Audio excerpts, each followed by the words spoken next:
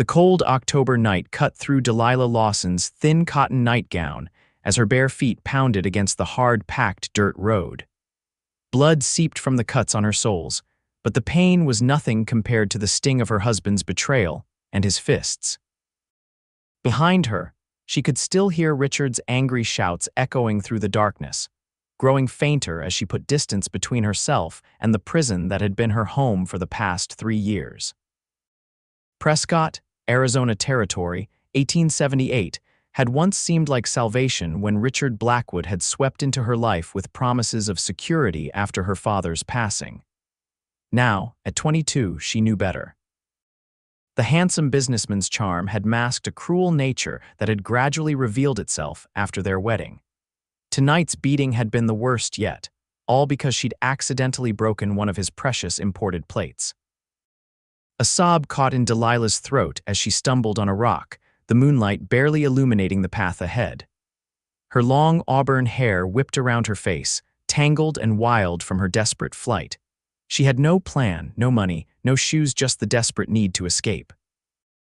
The sound of hoofbeats made her heart seize with terror. Richard owned the fastest horse in the county. If he'd decided to come after her, Delilah veered off the main road, plunging into the scrubby brush that lined the trail, ignoring the thorns tearing at her legs and feet. The hoofbeats grew louder, and she pressed her body against the trunk of a juniper tree, trying to make herself invisible in its shadow. The rider slowed, and Delilah held her breath. The silhouette that appeared was not her husband's portly frame, but rather the lean, broad-shouldered figure of a man she didn't recognize. He sat tall in the saddle, a wide-brimmed hat casting shadows across his face in the moonlight. "Miss, you all right out here?" The stranger's voice was deep but gentle, with a slight drawl that marked him as not being from Prescott. Delilah remained silent, fear keeping her hidden. What if this man knew Richard? What if he took her back? The rider dismounted, his spurs jingling softly as his boots hit the ground. "I know you're there, madam. I can see your nightgown. I mean no harm, but you surely shouldn't be out here alone at night." A coyote howled in the distance, its lonesome cry reminding Delilah of her own precarious situation. If she stayed hidden, this man would eventually find her. If she ran, in her condition, she wouldn't get far. Slowly, she stepped out from behind the tree, arms wrapped protectively around herself. The stranger's expression changed immediately as the moonlight revealed her battered face and bleeding feet. "Good Lord, madam," he said softly, removing his hat. "Who did this to you?" "My husband," Delilah whispered, her voice cracking. "Please don't take me back. He'll kill me this time, I know it." The man's jaw tightened, and even in the dim light, she could see anger flare in his eyes, not directed at her, but at whoever had hurt her. He was younger than she'd first thought, perhaps in his late 20s, with dark hair and a face weathered by sun and wind. "No one's taking you back anywhere you don't want to go," he said firmly. "My name's Tucker Hayes. I've got a ranch about 5 miles from here." He shrugged off his coat and gently placed it around her shoulders. "You're bleeding, madam. Let me help you." Delilah hesitated, years of abuse making her wary of any man's offer of assistance. But something in Tucker Hayes' steady gaze made her think he might be different, or perhaps it was simply that any fate seemed better than returning to Richard. "Delilah," she offered quietly. "Delilah Lawson." She deliberately used her maiden name, the first small act of reclaiming her identity. Tucker nodded, respecting her choice. "Miss Lawson, you're hurt and you've got no shoes. Will you let me take you somewhere safe?" A tremor ran through her body from cold, from fear, from exhaustion. "How do I know I can trust you?" His expression softened. "You don't, but I give you my word as a man that I'll not harm you." He gestured to his horse, a tall chestnut gelding. "Thunder here is gentle, and my sister Rose lives at the ranch with me. You'll not be alone with me if that worries you." The mention of another woman eased some of Delilah's concerns. Still, she hesitated. "Your husband," Tucker said quietly, "is he likely to come looking for you tonight?" Delilah nodded, fresh fear coursing through her. "He had been drinking, but yes, when he realizes I'm truly gone, he'll come." "Then we shouldn't linger." Tucker extended a hand but didn't touch her. "I won't force you, but I can't in good conscience leave you out here, Miss Lawson." The sound of distant horses made the decision for her. With trembling legs, she stepped forward, and Tucker gently helped her onto his horse before mounting behind her. "You'll never run alone again," he said quietly as he urged the horse forward, his words carrying a promise that Delilah didn't dare believe. Not yet. Tucker kept Thunder at a steady pace, mindful of his injured passenger. Delilah sat rigid in front of him, and he was careful to maintain a respectful distance, despite the closeness forced by sharing a saddle. The moonlight illuminated enough of the trail for safe passage, but he took them off the main road, using paths through the juniper and piñon pine that only locals would know. "Are you warm enough?" he asked after they'd ridden in silence for several minutes. "Yes," Delilah answered, though he could feel her trembling. Whether from cold or fear, he couldn't tell, probably both. "We'll be there soon," he assured her. "My sister will have something for those feet and some proper clothes." Delilah nodded but remained silent. Tucker didn't press her to talk. Whatever had happened tonight, and judging by her injuries, it had been brutal. She needed time and space to process it. The Hayes Ranch came into view as they crested a small rise. A sturdy two-story house with a wrap-around porch, a large barn, and several outbuildings, all nestled in a protected valley with Granite Mountain rising in the distance. A lamp burned in one of the downstairs windows, casting a warm glow into the yard. "Rose is still up," Tucker observed with relief. "She's usually reading this time of night." As they approached, the front door opened and a woman appeared, a shotgun held ready in her hands. She lowered it when she recognized Tucker's silhouette. "You're back early from town," Rose called. Then she noticed the second figure on the horse. "Who have you got there?" Tucker reined Thunder to a stop near the porch steps. "Rose, this is Miss Delilah Lawson. She needs our help." The simple statement conveyed everything his sister needed to know. The Hayes siblings had both seen enough hardship to recognize it in others. Rose immediately set aside the shotgun and came down the steps. She was tall like her brother, with the same dark hair, though hers was pulled back in a practical braid. Her expression softened when she saw Delilah's condition. "Bring her inside, quickly," she directed. Tucker dismounted first, then carefully helped Delilah down. When her bare feet touched the ground, she winced, and Tucker didn't hesitate to scoop her up into his arms. "I can walk," she protested weakly. "You've walked enough tonight," he replied, carrying her up the porch steps and into the house. The Hayes home was modest but comfortable, with well-worn furniture arranged around a large stone fireplace where a fire burned low. Tucker gently set Delilah on a cushioned settee while Rose hurried to stoke the fire. "Let me get some hot water and my medical supplies," Rose said, her voice kind but efficient. "Tucker, fetch one of my nightgowns and a robe." While his sister busied herself with preparations, Tucker knelt beside the settee. "You're safe now, Miss Lawson. No one will find you here tonight." Delilah looked around the room, taking in the bookshelves lined with volumes, the handmade quilt draped over a rocking chair, the photographs on the mantel. A home, not a showpiece like the one she'd lived in with Richard. "Thank you," she said, her voice barely above a whisper. "I don't know what would have happened if you hadn't come along." "Let's not think on that," Tucker replied. "Rest now. Rose will take good care of you." When he returned with his sister's clothing, Rose was already cleaning Delilah's wounded feet with gentle hands. Tucker excused himself to tend to Thunder, giving the women privacy. In the barn, as he removed his horse's saddle and brushed him down, Tucker's thoughts remained fixed on the battered woman in his house.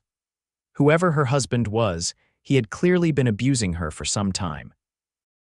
The bruises he'd glimpsed weren't just from tonight, some were older, yellowing at the edges. By the time Tucker returned to the house, Rose had helped Delilah change into a clean nightgown and robe. Her feet were bandaged, her face washed, and her long auburn hair had been combed and braided. She still looked frightened and exhausted, but somewhat more composed.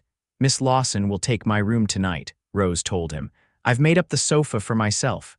"No, I couldn't," Delilah began to protest. "You need proper rest," Rose insisted gently.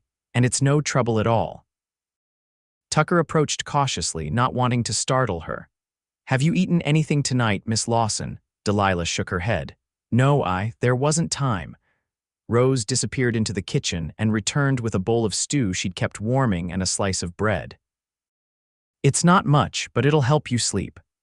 As Delilah ate small, careful bites, Tucker and Rose exchanged glances. There would be questions that needed answering, but those could wait until morning. "Miss Lawson," Tucker said when she'd finished, "I need to ask, is your husband likely to come looking for you here specifically?" Delilah's hands tightened around the empty bowl. "I don't think so. I don't even know who you are, Richard. He thinks he knows everyone in Prescott, but I've never heard him mention the Hayes family." "Good," Tucker nodded. "Nevertheless, I'll keep watch tonight." "You don't have to, I do," he said firmly. "I gave my word you'd be safe here." For the first time, a hint of a real smile touched Delilah's lips. It transformed her face, despite the bruising, giving Tucker a glimpse of the woman she might be without fear shadowing her every moment. "Thank you, Mr. Hayes." "Tucker," he corrected gently. "Tucker," she repeated softly. Rose helped Delilah to the bedroom, while Tucker checked the locks on the doors and windows, then positioned himself in a chair with a clear view of the approach to the house, his rifle within reach. It was going to be a long night, but he'd endured worse for far less important reasons. Outside, the wind whispered through the pines, carrying the promise of change on its breath. Delilah awoke, disoriented, sunlight streaming through unfamiliar curtains. For a moment, panic seized her, then yesterday's events rushed back. The beating, her escape, the stranger on horseback. She was at the Hayes Ranch in Rose Hayes' bed. She sat up slowly, wincing at the pain in her ribs where Richard had kicked her. The room was simply furnished but pleasant, with a pine dresser, a small writing desk, and walls decorated with pressed wildflowers in frames. A copper basin of fresh water sat on the bedside table, along with a folded towel and a small bar of soap that smelled of lavender. After washing her face and hands, Delilah gingerly tested her bandaged feet on the floor. They were sore but bearable. Rose had left a cotton day dress draped over a chair blue calico, far simpler than the expensive gowns Richard had insisted upon, but clean and serviceable. Dressed and with her hair loosely braided, Delilah made her way to the door, listening for voices. She could hear movement in what she presumed was the kitchen, along with the rich aroma of coffee. Taking a deep breath, she stepped out into the hallway. Rose looked up from the stove as Delilah entered the kitchen. "Good morning. I was just about to check if you were awake. How are you feeling?" "Better, thank you," Delilah replied, though better was relative. Her body ached, but the night's sleep, the first untroubled one she'd had in years, had cleared her mind. "The dress fits well." "We're fortunate to be of similar size," Rose smiled, gesturing to a chair at the kitchen table. "Sit, please, you must be hungry." As Rose served her eggs and biscuits, Delilah glanced around. "Is your brother?" "Tucker's been up since dawn. He's tending to the horses, but he'll be in shortly." Rose poured coffee into a chipped but pretty cup. "He watched over the house all night, you know." Delilah felt a pang of guilt. "He shouldn't have troubled himself." "It wasn't trouble," Rose said simply. "That's just who Tucker is." As if summoned by their conversation, the back door opened and Tucker Hayes stepped into the kitchen.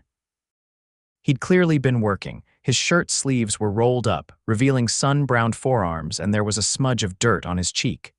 His eyes immediately found Delilah, and something in his gaze made her feel both seen and protected. "Morning," he said, removing his hat. "Glad to see you up and about, Miss Lawson. Please call me Delilah," she said, "after everything you've done." Tucker nodded, accepting the coffee his sister handed him. "How are the feet?" "Sore, but much better thanks to Rose's care." "She's got a healing touch," Tucker agreed, sitting down at the table.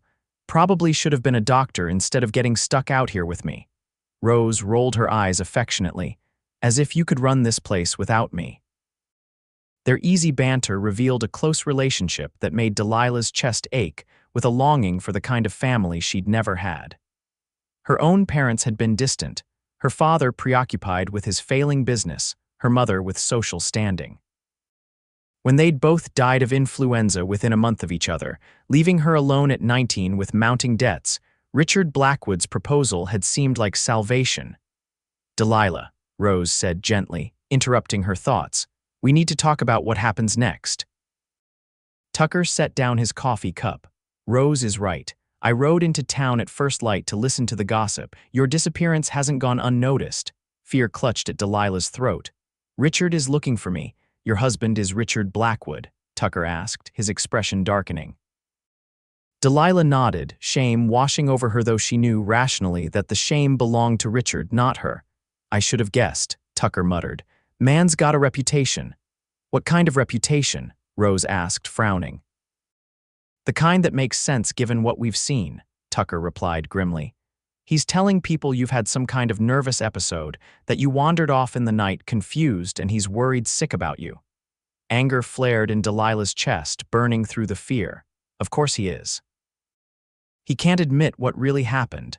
Blackwood's offering a reward for information about your whereabouts," Tucker continued. $50, that's enough to make people take notice." "I can't stay here," Delilah said immediately. "I've put you both at risk already." "You'll do no such thing," Rose said firmly. "You're in no condition to go anywhere. Besides," Tucker added, "if you leave now, where would you go? Blackwood's got men searching every road out of Prescott." Delilah's hands trembled around her coffee cup. "What am I going to do?" "He'll never let me go. In his mind, I'm his property." Tucker and Rose exchanged a look that spoke volumes about their shared thoughts. "You have options," Tucker said carefully. "But first, we need to understand exactly what we're dealing with. Can you tell us about your situation?" "About Blackwood." Delilah took a deep breath, then began to speak. She told them how she'd met Richard 3 years ago after her parents' deaths, how his charm and promises of security had seemed like a gift from heaven to a grieving, penniless young woman. How the controlling behavior had started subtly comments about her clothes, monitoring her friendships, insisting she account for every minute of her day. How the first slap had come 6 months into their marriage, followed by profuse apologies and promises it would never happen again. How those promises had been broken again and again with increasing violence. "Last night," she concluded, her voice steady despite the painful memories, "he was entertaining business associates. I was serving dessert when I dropped and broke one of his imported plates. He smiled and excused himself, taking me into the kitchen. Once we were alone, her voice faltered. He waited until his guests left before the worst of it. When he finally passed out from the whiskey, I just ran." Tucker's face had grown increasingly grim throughout her story, his hands clenched into fists on the table. Rose had tears in her eyes, but her expression was resolute. "You did the right thing," Rose said, reaching across the table to cover Delilah's hand with her own. "And you're not going back to him, ever." "But legally," Delilah began. "Legally, he has certain rights," Tucker acknowledged, "but there are other considerations. Blackwood's not as untouchable as he thinks. I know things about his business dealings that he wouldn't want exposed." Delilah looked at him curiously. "What do you mean?" Tucker hesitated. "Let's just say I've crossed paths with him before in a professional capacity. He doesn't deal honestly, and some of his ventures operate in gray areas of the law. Tucker was a Pinkerton detective before he came back to run the ranch after our parents died," Rose explained. "He still has connections." This new information surprised Delilah. She'd assumed Tucker was simply a rancher. "Could those connections help me?" "Possibly," Tucker nodded. "But we need time to make arrangements. In the meantime, you'll stay here where it's safe." "What if someone comes looking?" Delilah asked. "The ranch is remote enough that we rarely get visitors," Rose reassured her. "And if anyone does come, we have a hiding place. This house was built by our grandfather, who had some unusual ideas about architecture." Tucker smiled slightly. "Including a hidden room behind the pantry, accessible by a door disguised as shelving. It was meant for storing valuables, but it's big enough for a person." The idea of a hiding place eased some of Delilah's anxiety, but another thought occurred to her. "I can't just live off your charity. I need to contribute somehow." "Can you cook?" Rose asked. "Yes," Delilah nodded. "It was one of the few household tasks Richard allowed me to do myself. He said servants couldn't prepare food to his standards." "Then you'll help me in the kitchen," Rose decided. "Tucker's hopeless with anything more complex than coffee, and I could use another pair of hands. We also have a vegetable garden that needs tending." "And when your feet are fully healed," Tucker added, "Rose can teach you to ride if you'd like. Every woman in these parts should know how to handle a horse." The simple practicality of their plans, making no grand promises, Just offering ordinary tasks and skills that could help her build a new life brought tears to Delilah's eyes. "I don't know how to thank you both," she whispered. Tucker's eyes met hers across the table, their blue depths reflecting a compassion that made her breath catch. "You already have," he said quietly, "by trusting us." In that moment, something fragile but undeniable passed between them, the first thread of a connection that neither was ready to acknowledge, but that both felt nonetheless. The days that followed established a rhythm at the Hayes Ranch. True to her word, Delilah helped Rose with household tasks as her feet healed. She discovered that routine work needing bread dough, hanging laundry on the line, weeding the garden had a steadying effect on her nerves. Each completed task was a small victory, a reminder that she was capable and useful. Tucker kept his distance, aware that Delilah was still skittish around men, but he was unfailingly kind when their paths crossed. She would often catch him watching her with an expression she couldn't quite decipher, concern mixed with something else, something that made her cheeks warm when their eyes met. On her 5th day at the ranch, Delilah was in the kitchen with Rose, learning to make preserves from the last of the summer berries when Tucker burst through the door, his expression urgent. "Riders coming," he said without preamble. "3 of them, and one looks like Sheriff Daniels." Rose immediately wiped her hands on her apron. "Delilah, the pantry, quickly." Heart pounding, Delilah followed Rose to the walk-in pantry. Rose pushed aside several canned goods on a seemingly ordinary shelf, revealing a small latch. When she pulled it, a section of the wall swung inward, revealing a space about 6 feet square. "There's a stool inside," Rose whispered, handing Delilah a small oil lamp. "Stay absolutely quiet no matter what you hear. We'll come for you when it's safe." Delilah stepped into the hidden room and Rose closed the door behind her, the shelving clicking back into place.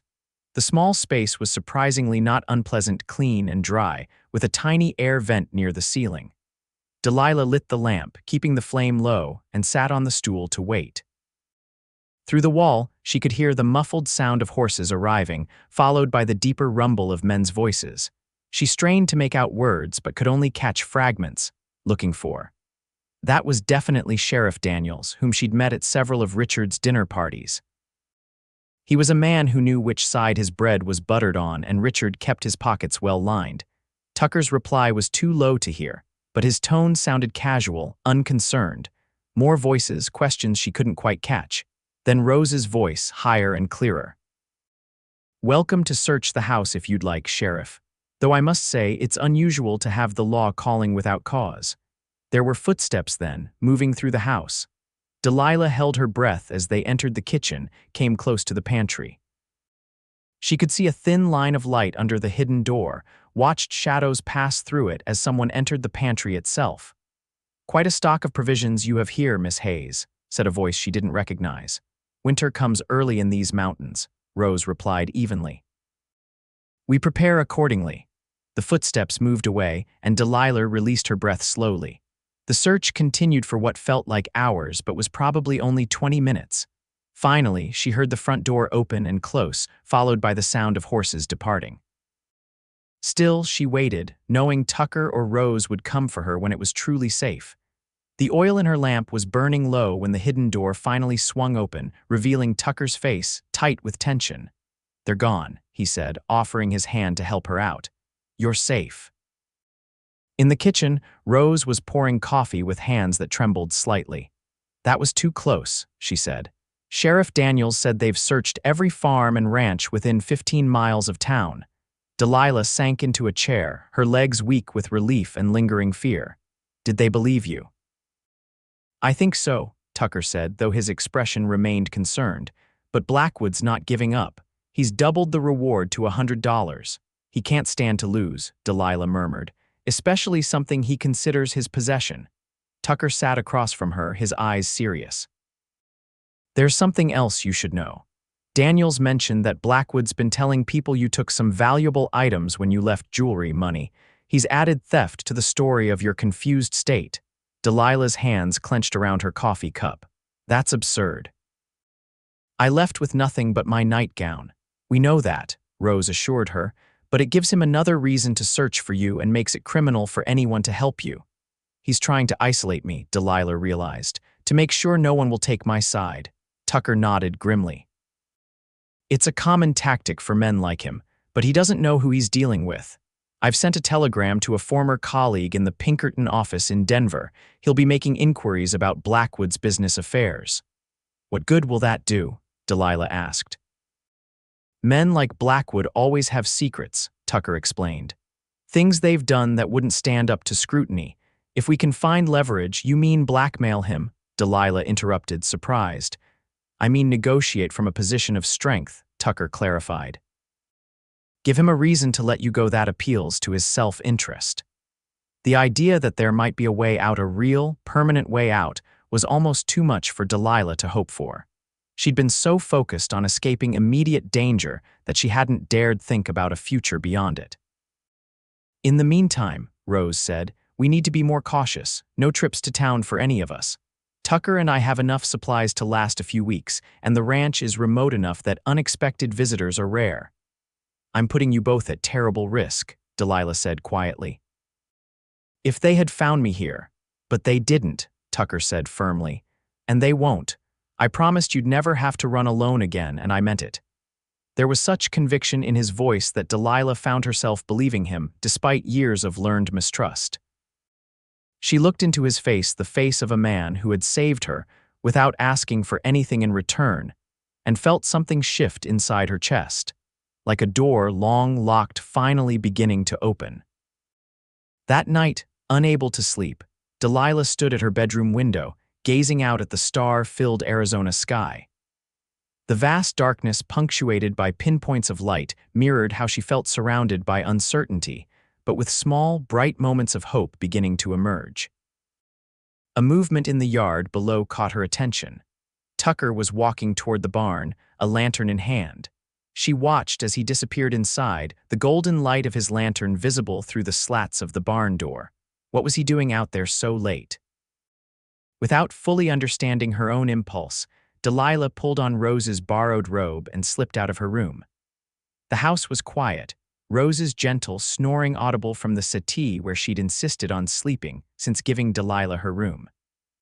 Moving carefully to avoid creaking floorboards, Delilah made her way to the back door and out into the night. The air was cool but not cold, fragrant with pine and sage. Delilah's bandaged feet made little sound as she crossed the yard to the barn. At the door, she hesitated, suddenly unsure of her actions. What was she doing, seeking out a man in the middle of the night? But Tucker Hayes wasn't just any man, and something told her she had nothing to fear from him. She pushed the barn door open just enough to slip inside. The interior was warm and shadowy, smelling of hay and horses. Tucker's lantern sat on a barrel near Thunder's stall, casting a pool of golden light. Tucker himself stood with his back to her, murmuring softly to his horse while brushing its chestnut coat.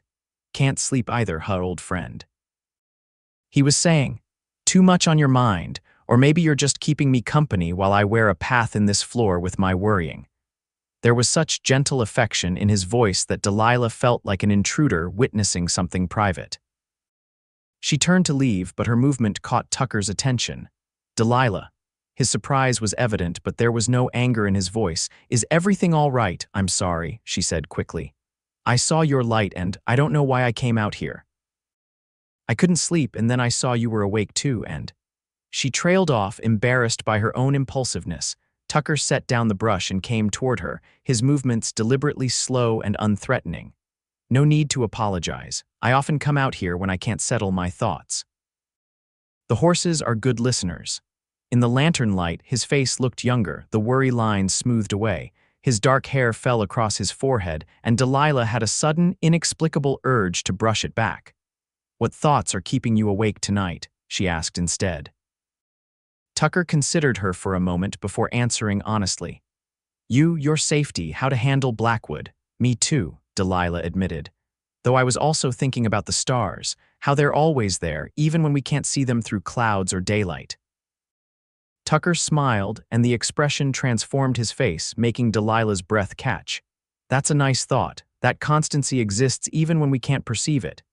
It's something my grandmother used to say, Delilah explained, before she died when I was 12. She was the only person in my family who really saw me, I think. And now, Tucker asked quietly. Delilah met his gaze. You see me, you and Rose both, not as Richard's wife or as some damaged thing to be pitied, but just me. Tucker took a step closer, close enough that Delilah could see the flecks of gray in his blue eyes. You're easy to see, Delilah Lawson. You shine. The simple words, spoken with such conviction, touched something deep within her. For 3 years, Richard had systematically dismantled her sense of self, convinced her she was worthless, invisible except as a reflection of him.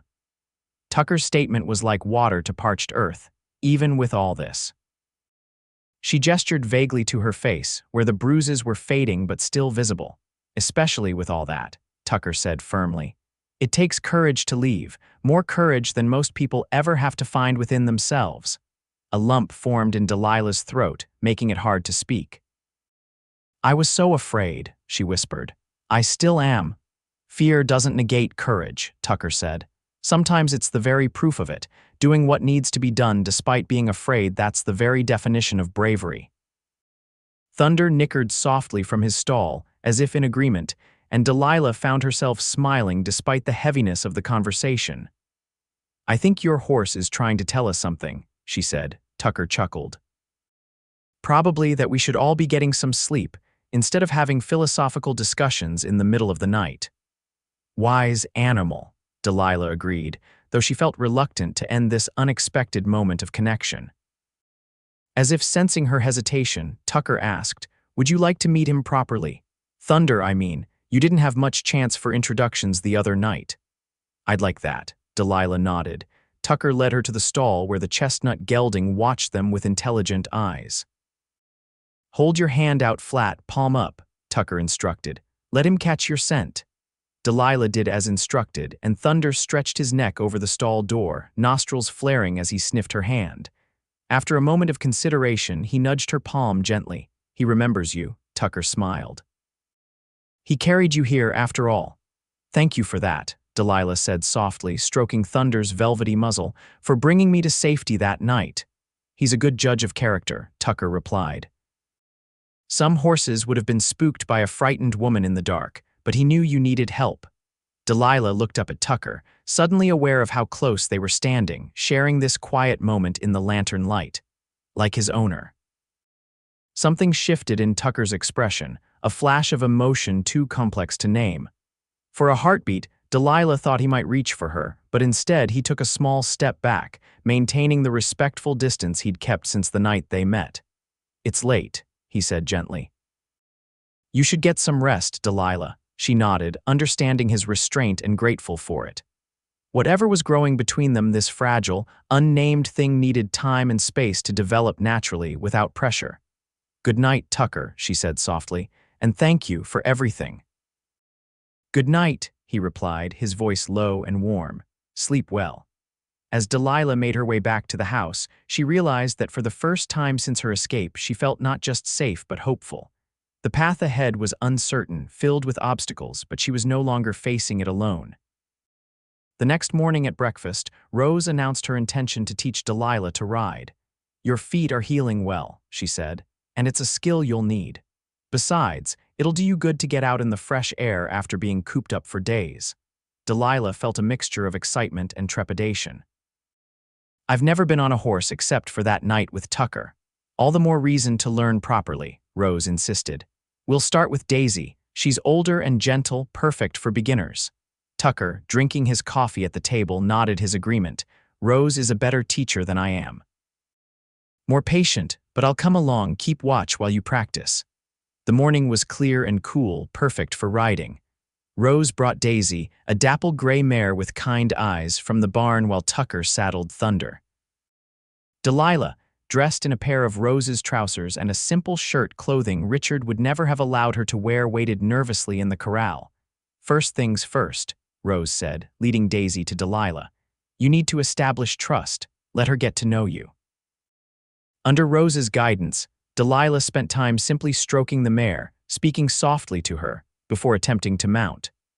When she finally did climb awkwardly into the saddle, the height was intimidating, but Rose's calm instructions helped her find her balance. "Sit tall but not stiff," Rose advised. "Move with her, not against her."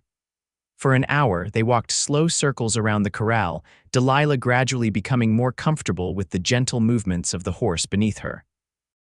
Tucker watched from the fence, occasionally offering encouragement but mostly letting his sister lead the lesson. By the end of the session, Delilah was flushed with accomplishment. "I did it," she exclaimed as Rose helped her dismount. "I actually rode a horse." "And well, for a first lesson," Rose smiled. "You're a natural." Tucker approached, leading Thunder. "Ready to try a real trail tomorrow, nothing challenging, just a short ride around the property." Delilah's eyes widened. "Do you think I'm ready?" "You'll be with us," Tucker said with a confidence that bolstered her own. "And Daisy knows these trails better than any of us. She won't let you fall." The idea of venturing beyond the immediate safety of the ranch both frightened and exhilarated Delilah. It would be her first real taste of freedom, not just running from danger but moving toward something new. "Yes," she decided, "I'd like that." The three of them walked back to the house together, Delilah in the middle, feeling for the first time like she might truly belong somewhere again. That afternoon, while Rose was napping and Delilah was shelling peas on the porch, a rider appeared on the horizon. Tucker, who had been mending a fence nearby, immediately dropped his tools and strode toward the house, his hand moving to the revolver at his hip. "Get inside," he told Delilah tersely. "Use the hiding place if necessary." Heart racing, Delilah hurried into the house, waking Rose with a whispered warning. They watched from the window as Tucker met the rider at the edge of the property. To their relief, after a brief conversation, Tucker's posture relaxed, and he motioned the man toward the house. "It's Jim Collins," Rose explained, recognizing the rider. "He runs the telegraph office in Prescott. He's a friend." When the men entered, Tucker was holding a telegram, his expression a mix of concern and satisfaction. "Jim brought this personally," he said. "Didn't trust it to regular channels." "What does it say?" Rose asked. Tucker glanced at Delilah. "It's from my Pinkerton contact. He's found something on Blackwood, several somethings, in fact. Fraudulent business practices, bribery of officials, and possible involvement in a stagecoach robbery last year where the guard was killed." Jim Collins, a wiry man with a salt and pepper beard, nodded grimly. "There have been rumors about Blackwood for years, but no one's been able to prove anything. Man's got too many friends in high places." "Until now," Tucker said, tapping the telegram. "This gives us leverage, not enough to see him hang maybe, but enough to negotiate." Delilah felt lightheaded. "Negotiate what exactly?" "Your freedom," Tucker said simply. "A divorce on your terms, and his silence no more lies about you stealing or being unstable." It seemed too much to hope for. "Would he agree to that if the alternative is prison?" Tucker raised an eyebrow. "I think he might find it in his best interest." Jim cleared his throat. "There's something else you should know. Blackwood's hired some men not locals. Word is they're gunmen from down Tucson Way. They're staying at the hotel in Prescott." Rose's hand flew to her mouth. "Bounty hunters." "Or worse," Jim confirmed grimly. "That's why I came myself instead of sending the telegram through normal channels. Didn't want word getting back to Blackwood that Hayes was receiving wires from Denver." The implications were clear. Richard had escalated from offering a reward to actively hiring men to find Delilah. The situation had become even more dangerous. "Thank you, Jim," Tucker said seriously. "You've taken a risk coming here." The telegraph operator shrugged. "Figure I owe you one after that business with the cattle rustlers last year. Besides, everyone knows what kind of man Blackwood really is, even if most are too scared to say it."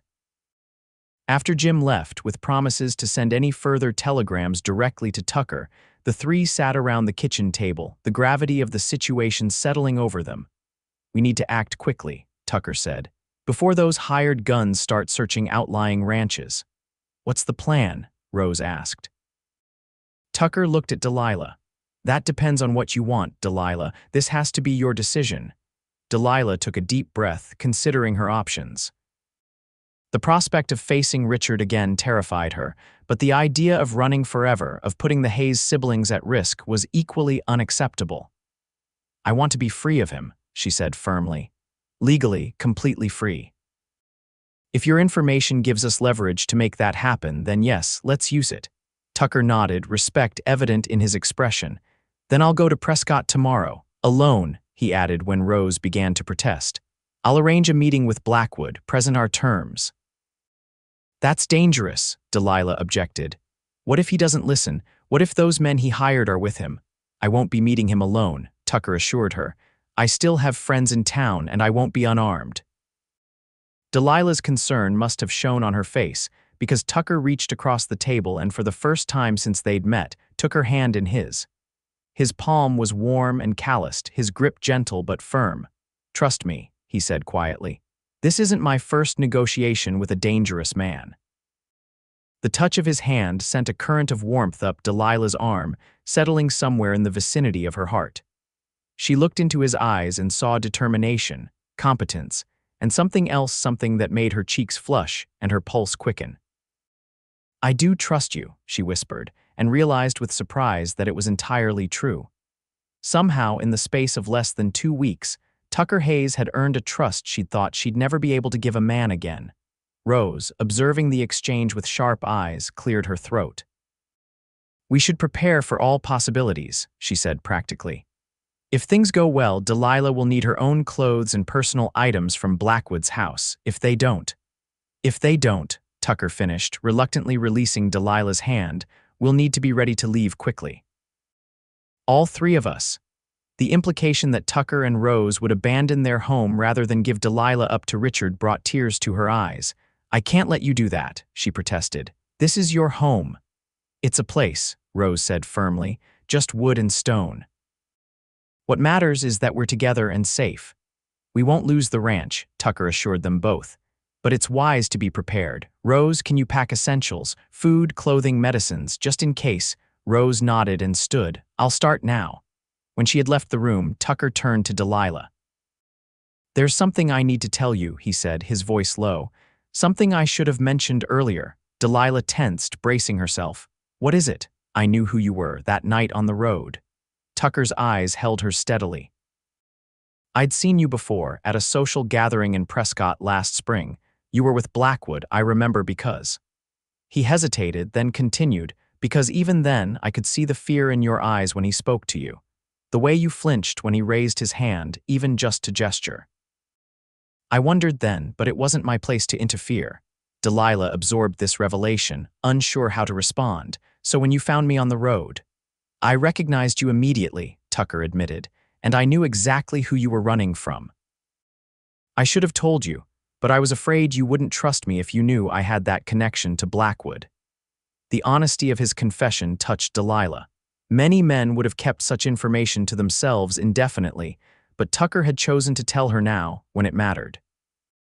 Thank you for telling me, she said softly. It doesn't change anything. If anything, it makes more sense now why you were so quick to help, why you understood without me having to explain everything. Relief crossed Tucker's face. I didn't want any secrets between us, not when. He trailed off, leaving the thought unfinished. But Delilah thought she understood what he hadn't said. Not when there was something growing between them, something fragile and new that could so easily be damaged by deception. Tomorrow, she said, changing the subject to safer ground, when you go to Prescott, be careful, please. Tucker's expression softened. I will, I have too much to come back for. The weight of his words, and the look in his eyes as he said them, stayed with Delilah long after they'd parted to help Rose with the preparations. The thought of Tucker facing Richard on her behalf filled her with both gratitude and dread. Richard was cunning and ruthless, and he had resources at his disposal that Tucker didn't. Yet despite her fears, Delilah found herself believing that tomorrow might bring the beginning of true freedom not just from Richard's cruelty, but from the shadow it had cast over her entire life. And perhaps, just perhaps, that freedom would allow her to explore the feelings that were blossoming within her for the man who had kept his promise. She was no longer running alone. Dawn broke clear and cool the next morning as Tucker prepared to ride to Prescott.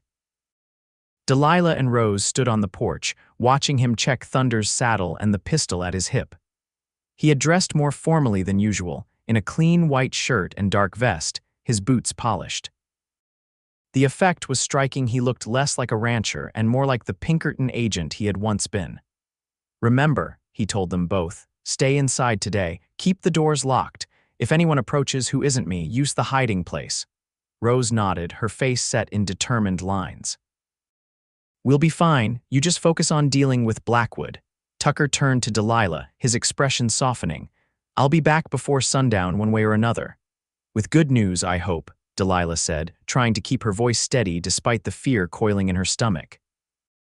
"One way or another," Tucker repeated, his gaze holding hers for a long moment. "You'll be free of him. I promise you that." The intensity of his words sent a shiver through Delilah. Before she could respond, Tucker mounted Thunder and with a final nod to both women, rode away toward Prescott. The hours that followed were among the longest of Delilah's life. She and Rose kept busy with household tasks, speaking little, each lost in her own thoughts and worries. By mid-afternoon, Delilah's nerves were stretched to the breaking point. Every sound, the creak of the house settling, the whistle of wind through the pines made her jump. "He'll be all right," Rose said, noticing Delilah's agitation as they prepared dinner, more to keep occupied than from any expectation of eating. "Tucker knows how to handle himself." "It's not just Tucker I'm worried about," Delilah admitted. "It's all of this. The risk you're both taking for me. What if Richard doesn't agree? What if he sends those men after you both?" Rose put down the knife she'd been using to chop vegetables and faced Delilah directly.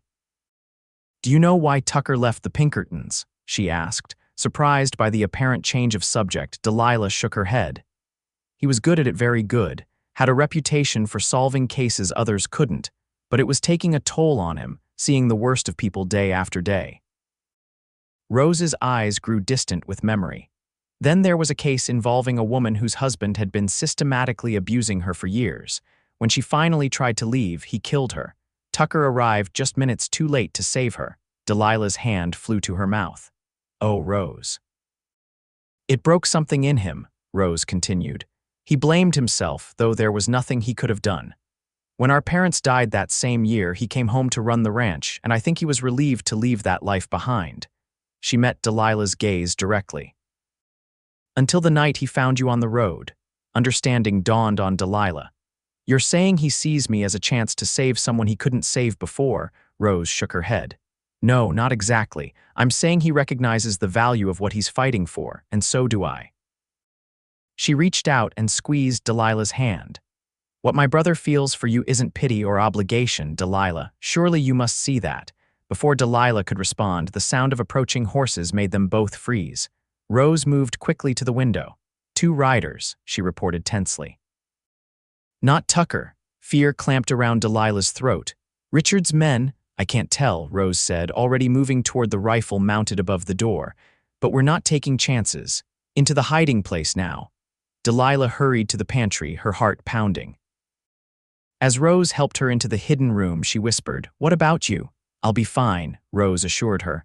"I know how to use this." She patted the rifle. "Stay quiet no matter what you hear." The hidden door closed, plunging Delilah into darkness. She didn't light the lamp, afraid even that small glow might somehow be detected. Instead, she pressed her ear to the wall, straining to hear what was happening. Muffled voices reached her, men's voices, then Rose's, firm and unwavering. There was movement, heavy footsteps crossing the kitchen floor, coming closer to the pantry. Delilah held her breath, her entire body tense with fear. The footsteps entered the pantry. Someone was opening cabinets, moving items on shelves, searching. Delilah pressed herself against the far wall of the hidden room, willing herself to be silent, invisible. "Nothing here," a gruff voice said. "Let's check the barn." The footsteps retreated, and Delilah released her breath slowly. She heard the front door open and close, then silence fell over the house. For long minutes she waited, unsure if it was safe to emerge. Suddenly, there was a commotion outside, shouts, the sound of running feet, then a gunshot that made Delilah's blood run cold. More shouting, another shot. Delilah pressed her hands over her mouth to keep from crying out, tears streaming down her face as her mind conjured terrible images of Rose hurt or worse. Then, unexpectedly, she heard Tucker's voice, raised in anger. He was back. But what was happening out there? Was he in danger? The uncertainty was agonizing, but she remained hidden as instructed, trembling in the darkness. After what felt like hours but was probably only minutes, the hidden door swung open, revealing Tucker, his face grim but uninjured. "It's all right," he said, reaching for her. "They're gone." "Rose is fine." Delilah practically fell into his arms, relief making her knees weak. Tucker held her tightly for a moment, his heart beating rapidly against her cheek, before gently guiding her out to the kitchen. Rose was there, pale but unharmed, the rifle still in her hands. "Blackwood's men," she confirmed. "They were searching for you." "I got back just as they were heading for the barn," Tucker explained, keeping one arm protectively around Delilah's shoulders. "They drew on me, but I was faster, winged one of them enough to convince them to leave." "Did you see Richard?" Delilah asked. "Did you talk to him?" Tucker's expression hardened. "I did. Earlier today, he was not receptive to our terms." Delilah's heart sank. "So it was all for nothing?" "No," Tucker said firmly, "not for nothing. I made it clear what would happen if he continued pursuing you, that all his secrets would become very public. He didn't agree to a divorce right away, but he was shaken. The fact that he sent those men here afterward tells me he's desperate, which makes him dangerous," Rose pointed out. Tucker nodded grimly. "Which is why we're leaving, tonight." "Leaving?" Delilah echoed. "But where will we go?" "I have a friend who owns a ranch near Flagstaff," Tucker explained. "He owes me a favor, and he's agreed to let us stay there while we sort this out. It's remote, defensible, and far enough from Prescott that Blackwood's influence doesn't reach." Rose was already moving, gathering the supplies she'd prepared. "How long do we have?" "An hour at most," Tucker said. "Those men will be back, probably with reinforcements. We need to be gone before then." The next hour passed in a blur of activity. Tucker hitched the wagon while Rose and Delilah loaded it with essential supplies. Thunder and Daisy were saddled as well, in case they needed to abandon the wagon and move faster. As they worked, Delilah's mind raced. This was her fault. The Hayes siblings were being forced from their home because of her. Yet neither of them showed any resentment toward her, only determination to ensure everyone's safety. "I'm sorry," she said to Tucker as they loaded the last of the supplies. "This is all because of me." Tucker paused, setting down the crate he was carrying. "No," he said firmly, "this is because of Richard Blackwood, not you, never you." The certainty in his voice steadied her. "Still, you're giving up so much." "We're not giving up anything permanent," Tucker assured her. "We'll come back when it's safe, and in the meantime." He hesitated, then continued with quiet intensity. "In the meantime, what matters is that we're together, all three of us." The way he looked at her as he spoke made Delilah's breath catch. Even in the midst of crisis, with danger closing in around them, there was something undeniably powerful growing between them, something that both terrified and exhilarated her. As the sun began to set, turning the western sky to fire, they made their final preparations. Rose would drive the wagon while Tucker and Delilah would ride alongside on horseback. Despite her limited experience, Delilah felt confident on Daisy after several days of lessons. "Stay close to me," Tucker instructed as he helped her mount. "If anything happens, follow my lead." They set out as twilight deepened into night, taking a little-used trail that wound through the hills north of the ranch. Tucker led the way, with Rose driving the wagon behind him and Delilah bringing up the rear on Daisy. They traveled in silence, each alert for any sign of pursuit. The moon rose, nearly full, providing enough light to navigate by. Delilah found herself drawing strength from the quiet determination of her companions and from the steady movement of the horse beneath her. She was still afraid, but it was a different kind of fear, now not the paralyzing terror that had defined her life with Richard, but something more like vigilance, coupled with a fierce resolve to protect these people who had risked everything for her. They had been traveling for perhaps 2 hours when Tucker suddenly raised his hand, signaling a halt. Delilah reined Daisy to a stop, her heart racing. Had he heard something? Were they being followed? Tucker dismounted and moved back to the wagon, gesturing for Delilah to join them. When she slid from Daisy's back, her legs unsteady after the long ride, he caught her elbow, steadying her. "What is it?" Rose whispered. "I'm not sure," Tucker admitted. "Thought I heard riders ahead, but it could have been an echo." They stood in tense silence, listening. The night was quiet except for the soft nickering of the horses and the whisper of wind through the pines. After several minutes without any further sound, Tucker relaxed slightly. "False alarm, maybe," he said. "But let's rest here for a bit. The horses could use a break, and so could we." They moved off the trail into a small clearing sheltered by trees. While Rose tended to the horses, Tucker built a small, smokeless fire, careful to keep it hidden from the trail. Delilah helped unpack some food: bread, cheese, and dried beef, and they ate quickly, speaking little. As they finished their simple meal, Tucker moved to sit beside Delilah on a fallen log. "How are you holding up?" he asked quietly. Delilah considered the question. "Better than I would have expected," she admitted. "A month ago, I couldn't have imagined doing any of this, riding a horse." "Fleeing in the night," she looked at him, her eyes reflecting the firelight. "Finding people I could trust." Tucker's gaze was warm. "You're stronger than you know, Delilah. You always have been. You just needed the chance to discover it."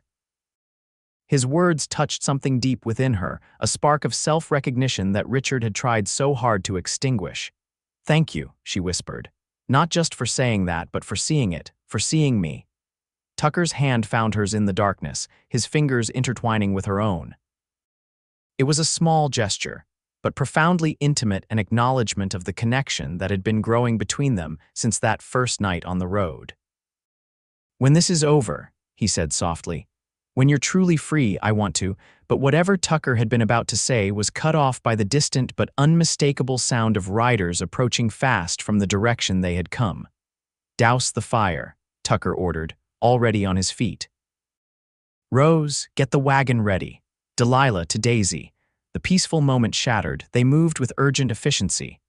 Tucker kicked dirt over the small fire while Rose and Delilah prepared the horses and wagon. Within minutes, they were ready to move, but the approaching riders were closer now, their hoofbeats clearly audible on the hard-packed trail. "They'll catch up before we can outrun them," Tucker said grimly, checking his pistol. "Not with the wagon." "Then we stand and fight," Rose declared, reaching for the rifle. Tucker shook his head. "No, you two go ahead. I'll stay and delay them, then catch up." "Absolutely not," Delilah protested fiercely. "We stay together." "She's right," Rose agreed. "We're not leaving you, Tucker." A tense standoff ensued, broken only when Tucker sighed in defeat. "Fine, but we need a better defensive position. There's an old mining cabin about half a mile ahead, if we can reach it." They mounted quickly and set off at the fastest pace the wagon could manage on the rough terrain. The sounds of pursuit grew louder behind them, spurring them on. Delilah's heart pounded in time with Daisy's hooves, fear and determination propelling her forward. The cabin appeared ahead, a dark silhouette against the star-filled sky, a small stone structure built into the side of a hill, abandoned but still intact. They reached it just as their pursuers came into view on the trail behind them, 4 riders, moving fast. Tucker helped Rose and Delilah inside while keeping his eye on the approaching men. The cabin was dusty and bare, with one window and a single door, but its stone walls would provide good protection. "Get down, away from the window," Tucker instructed, positioning himself by the door. "Rose, your rifle ready." Rose nodded grimly, taking up position on the opposite side of the small space. Delilah crouched between them, wishing she had a weapon, feeling helpless yet determined not to be a passive victim. The riders slowed as they approached the cabin, clearly aware that their quarry had gone to ground. One called out, "We know you're in there, Hayes. Send out the woman, and no one needs to get hurt." "That's not going to happen," Tucker shouted back. "Turn around and ride away while you still can."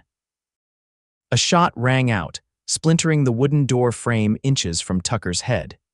He returned fire, and one of the riders cried out in pain. What followed was a tense exchange of gunfire, with the riders seeking cover behind rocks and trees while Tucker and Rose defended the cabin. Delilah pressed herself against the wall, heart racing, feeling the vibration of each shot through the stone. 3 bullets left, Rose reported tensely after several minutes of firing. Tucker's expression was grim. "I've got about the same. We need to make them count." The situation was deteriorating rapidly. Their pursuers, though down 1 man due to Tucker's accurate shooting, were gradually working their way closer to the cabin, using the darkness and terrain for cover. Then unexpectedly, new sounds cut through the night, more hoofbeats, approaching fast from the direction they had been heading. Reinforcements. But for which side? Tucker, Rose hissed from her position. More riders coming, Delilah's heart sank. If Richard had sent more men, they were truly trapped, but Tucker, peering cautiously out the window, suddenly grinned. "It's all right," he said, relief evident in his voice. "Those aren't Blackwood's men." Before Delilah could ask how he could be so certain, shouts erupted outside, followed by more gunfire. But this time, it wasn't directed at the cabin. Through the cracks in the door, Delilah could see flashes of gunfire in the darkness as the new arrivals engaged their pursuers. The skirmish was brief but intense. When it ended, a voice called out, "Hayes, you still alive in there? Still kicking, Marshal," Tucker called back, the tension draining from his body. "It's clear," he told Rose and Delilah. "It's Marshal Davis and his deputies." He opened the door, and Delilah saw a tall, silver-haired man dismounting from his horse, flanked by 3 younger men with badges gleaming in the moonlight. "Cutting it a bit close, weren't you, John?" Tucker said as he stepped out to greet the marshal. "Got your message a bit late," Marshal Davis replied. "Had to round up my deputies. Looks like we arrived just in time." "What message?" Rose asked, joining them outside with Delilah close behind. Tucker looked slightly sheepish. "I sent a telegram from Prescott before I left town. Asked John to meet us along this trail tonight. Figured we might need some official assistance." Delilah stared at him. "You knew we'd be pursued?" "I hoped we wouldn't," Tucker admitted, "but I wanted to be prepared." Marshal Davis approached, tipping his hat to the women. "Ladies. Glad to see you're both unharmed." His eyes lingered on Delilah, recognition dawning. "Mrs. Blackwood, I presume?" "Miss Lawson," Delilah corrected firmly. The marshal nodded, accepting the correction without comment. "Well, Miss Lawson, I think it's time we had a proper conversation about your husband, and about these men he hired to track you down." "Those men shot at officers of the law," one of the deputies pointed out. "That's a serious offense." "Indeed it is," Marshal Davis agreed grimly. "As is conspiracy to commit kidnapping, which is what this amounts to." He turned to Tucker. "Your telegram mentioned evidence of other crimes." Tucker nodded. "Substantial evidence. Enough to ensure Blackwood faces serious charges if he doesn't agree to our terms." For the first time, Delilah began to truly believe that freedom from Richard might be possible not through running and hiding, but through the proper application of justice. The realization brought tears to her eyes, tears of relief and cautious hope. "What happens now?" she asked, her voice steadier than she would have expected.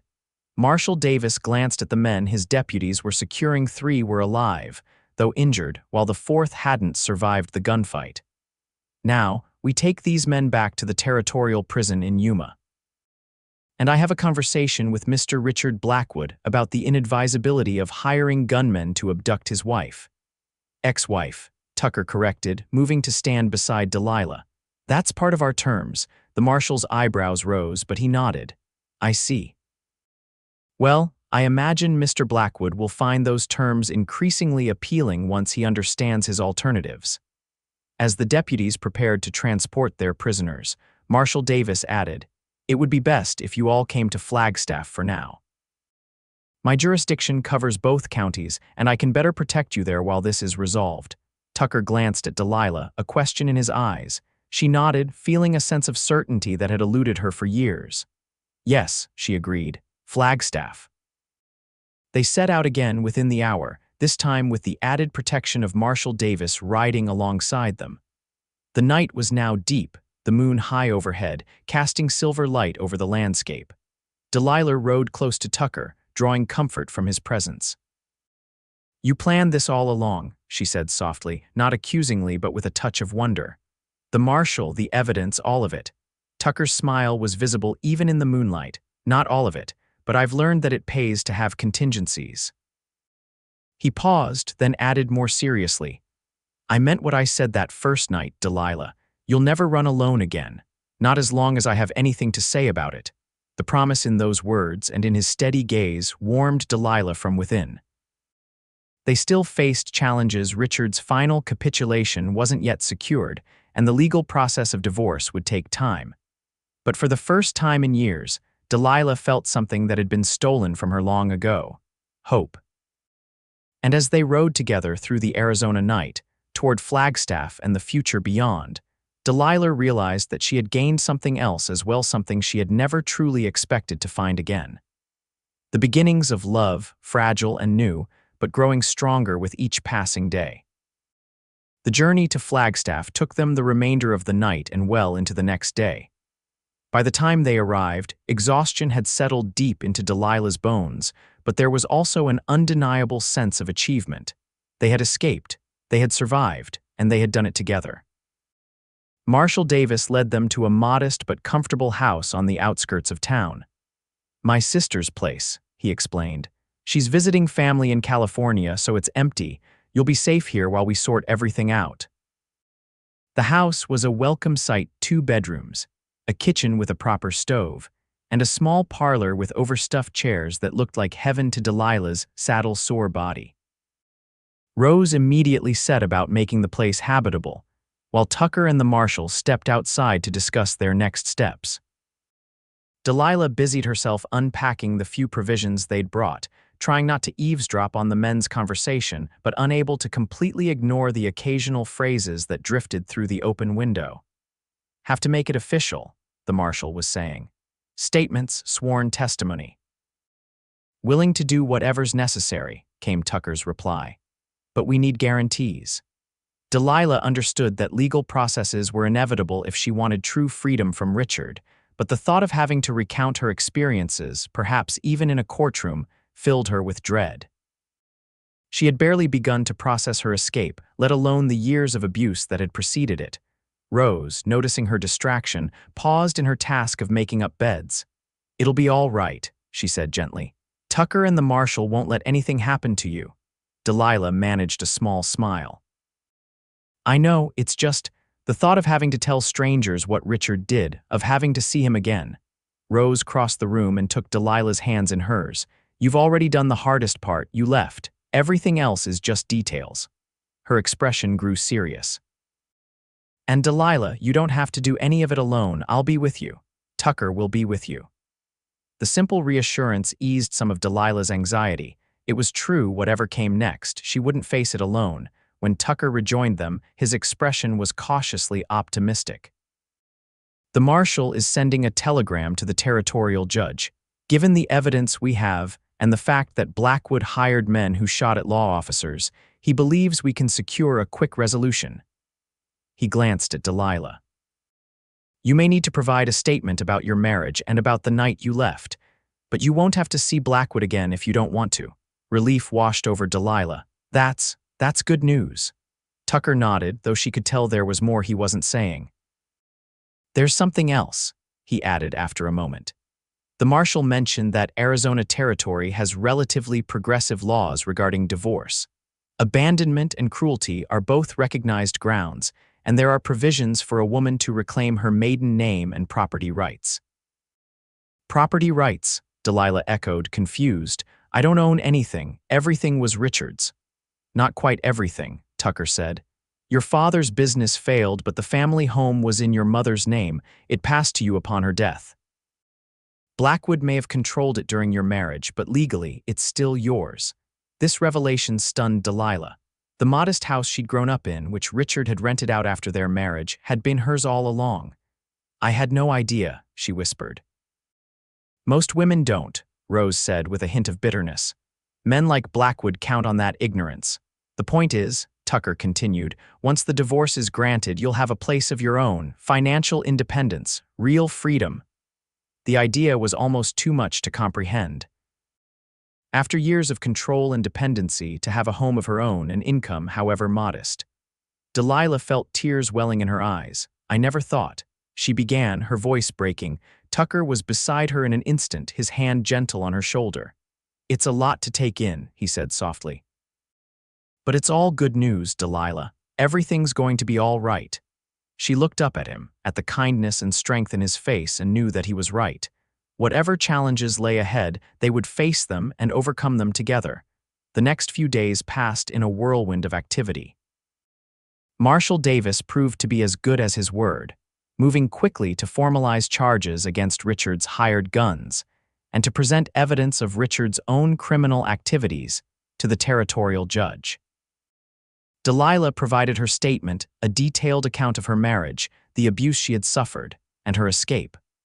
Putting the experience into words was painful but also cathartic, a way of reclaiming her own narrative after years of having it controlled by Richard. Rose was a constant support, while Tucker divided his time between assisting the marshal and ensuring Delilah and Rose were comfortable in their temporary home. The three settled into a rhythm, preparing meals together, sharing stories in the evenings, creating a sense of family that felt increasingly natural. On the fourth day, Marshal Davis arrived with news. "Judge Thompson has reviewed the evidence," he announced as they gathered in the parlor. "He's prepared to issue a decree of divorce on grounds of extreme cruelty without requiring your presence in court, Miss Lawson." Delilah's hand flew to her mouth. "So quickly. The territorial courts move faster than those back east," the marshal explained, "and the judge was particularly moved by your statement and the evidence of Blackwood's other activities. He's also issued orders restoring your property rights and maiden name."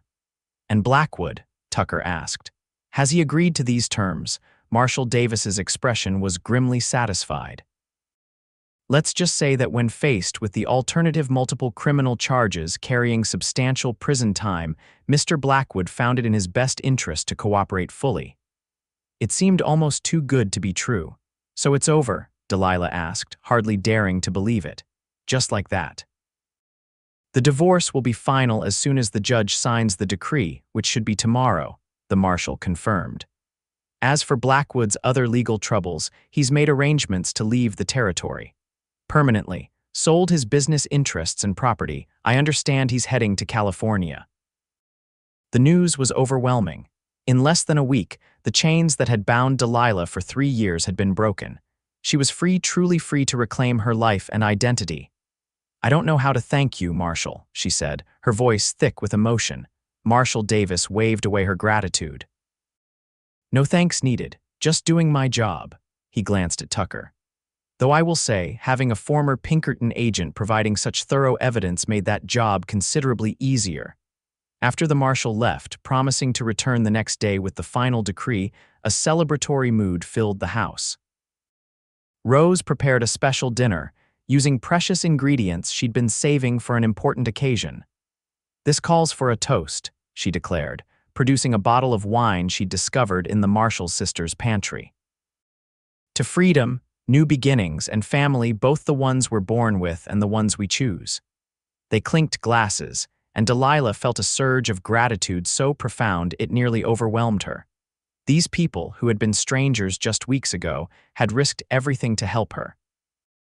They had given her not just physical safety, but a sense of belonging she'd thought forever lost. After dinner, Rose excused herself early, claiming fatigue from the day's excitement, but giving Tucker a pointed look that wasn't lost on Delilah. Left alone in the parlor, Delilah and Tucker sat in comfortable silence for a time, the crackling fire casting warm light over them. "I still can't quite believe it," Delilah said at last. "That it's really over, that I'm free." Tucker turned to face her, his expression gentle but serious. "You've been free since the night you decided to run, Delilah. Everything else has just been making it official." The truth of his words resonated deeply.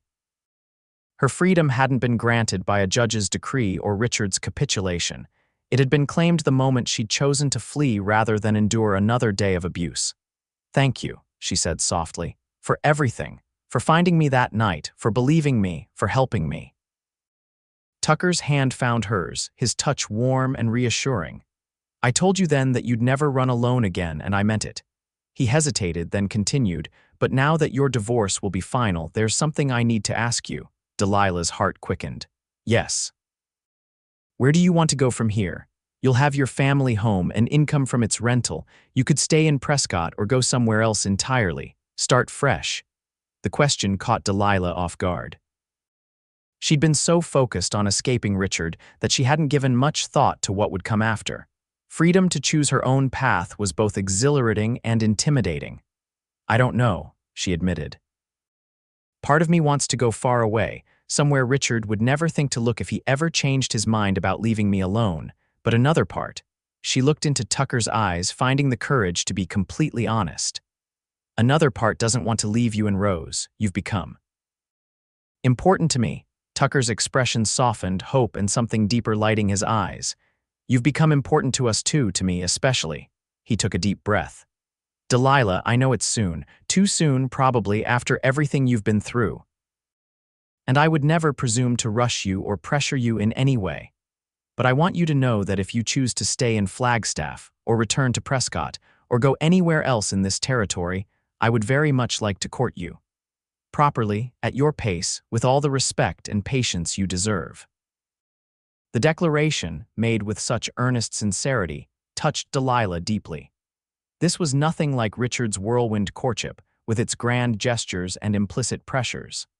Tucker was offering her choice, agency, and time, the very things Richard had systematically taken from her. I would like that, she whispered, her voice steadier than she'd expected. Very much. The smile that spread across Tucker's face was like sunrise breaking over the mountains, warm, bright, and full of promise. Slowly, giving her every opportunity to pull away if she wished, he raised her hand to his lips and pressed a gentle kiss to her knuckles. Then we have all the time in the world, he said softly.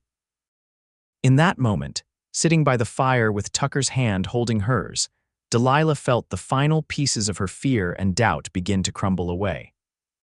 The future stretched before her, not as a threat but as a landscape of possibilities, waiting to be explored with the man beside her and the woman who had become like a sister to her. She had escaped barefoot into the night, with nothing but her courage and determination. And she had found not just safety, but a new beginning, a new family, and the first tender shoots of a love unlike any she had known before. Tomorrow, she would be Delilah Lawson again, legally and completely. But in her heart, she had already reclaimed herself.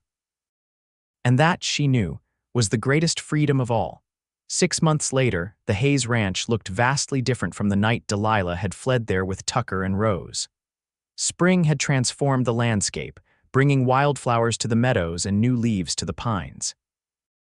The house and barn had been repaired and expanded, with a new garden plot carefully fenced against rabbits. Delilah stood on the porch, watching Tucker work with a young colt in the corral. Her hair, longer now, was pulled back in a simple braid, and she wore practical riding clothes, a far cry from the fine dresses Richard had insisted upon, but infinitely more comfortable and suited to her new life. So much had changed since that fateful October night. After the divorce was finalized, Delilah had faced the difficult decision of what to do next. The idea of returning to Prescott, even with Richard gone, had filled her with unease. Too many memories, too many people who had known her as Richard Blackwood's quiet, submissive wife. In the end, the decision had been simpler than she'd expected. The Hayes siblings had returned to their ranch, and Delilah had gone with them first as a guest, then as a partner in the small but growing enterprise they were building together. Her childhood home in Prescott had been sold, providing capital that Delilah had invested in the ranch. The additional funds had allowed for improvements that had been beyond Tucker and Rose's means alone: a larger barn, better breeding stock, even a small orchard that would bear fruit in years to come. More importantly, the months had seen the blossoming of the tentative feelings that had begun during her escape. Tucker had been true to his word, courting Delilah with patience and respect. Their relationship had grown naturally, built on a foundation of trust and shared experiences. Rose had watched their growing attachment with approval and occasional good-natured teasing. "Took you long enough," she'd said to her brother when he'd finally worked up the courage to kiss Delilah for the first time after a Christmas dance in Flagstaff. "I thought I was going to have to lock you two in the root cellar together." Now, as Delilah watched Tucker with the colt, she felt a surge of contentment so profound it almost brought tears to her eyes. This was home. These people were family. And the man in the corral, strong, kind, and unfailingly patient, was the love she had never expected to find. As if sensing her thoughts, Tucker looked up from his work and caught her watching. His smile, warm and intimate, sent a flutter through her chest even now, months into their courtship. He secured the colt and walked toward the house, removing his hat as he approached her. "Enjoying the view," he teased. "Immensely," Delilah replied with a smile. "You're good with that colt. He's coming along nicely." "He reminds me of you, actually," Tucker said, joining her on the porch. "Skittish at first, but brave underneath. Just needed someone to be patient and show him he's safe." Delilah's expression softened. "You've been that for me, you know. You and Rose both. I don't know where I'd be without you." "You'd be just fine," Tucker said with conviction. "You're the strongest person I know, Delilah Lawson. You would have found your way." "Perhaps," she acknowledged, "but I'm glad I didn't have to find it alone." Tucker's eyes held hers, his expression turning serious. "About that," he said, taking her hand.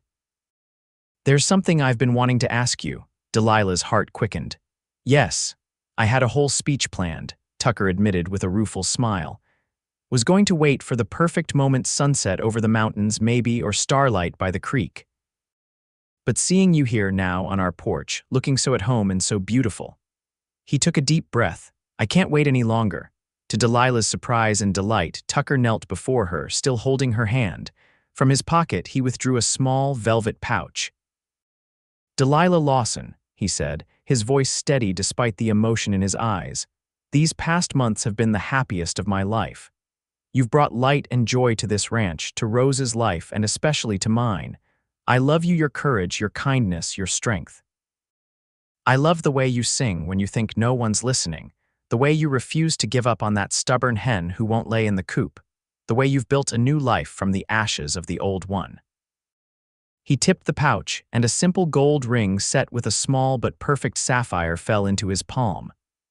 "Would you do me the extraordinary honor of becoming my wife?" Tears blurred Delilah's vision, but they were tears of joy, not sorrow. "Yes," she whispered, then more strongly, "Yes, Tucker Hayes. I will marry you." Tucker's face lit with happiness as he slipped the ring onto her finger. It fit perfectly, the blue stone catching the spring sunlight. He rose to his feet and, with a gentleness that still amazed her, drew her into his arms. "I promise," he said softly against her hair, "to spend every day making sure you never regret that decision. To be a partner, not a master. To cherish your independence as much as your company." "I know," Delilah said simply, because she did. Tucker had shown her through actions more than words what true love looked like, not possession or control, but support, respect, and unwavering commitment. Their kiss was sweet and full of promise, sealed by the knowledge that they had found in each other something rare and precious, a love built not on dependency or fear, but on choice and mutual admiration. The sound of the front door opening broke them apart, and Rose appeared, her expression moving from surprise to delight as she noticed the ring on Delilah's finger. "Finally," she exclaimed, rushing forward to embrace them both. "I was beginning to think I'd have to propose for him." The three of them laughed, sharing in the joy of the moment and the bright future it promised. As Tucker's arm settled around Delilah's waist, she leaned into his strength, no longer afraid but confident in the knowledge that this was where she belonged. From barefoot runaway to beloved fiancé, her journey had been one of courage, resilience, and ultimately love. And as she stood between the two people who had become her family, Delilah knew with absolute certainty that she would never run alone again, not because she couldn't, but because she no longer needed to. The ranch would be her home. Tucker would be her husband. Rose would be her sister in every way that mattered. And together, they would build a life filled with the warmth, respect, and joy that Delilah had once thought beyond her reach. It was not the end of her story, but rather the true beginning, written not in fear, but in hope, not in isolation, but in connection, not in captivity, but in freedom. And as the spring sun shone down on the three of them, Delilah embraced that beginning with an open heart and unwavering faith in the love that had found her, barefoot on a dark road, when she had needed it most.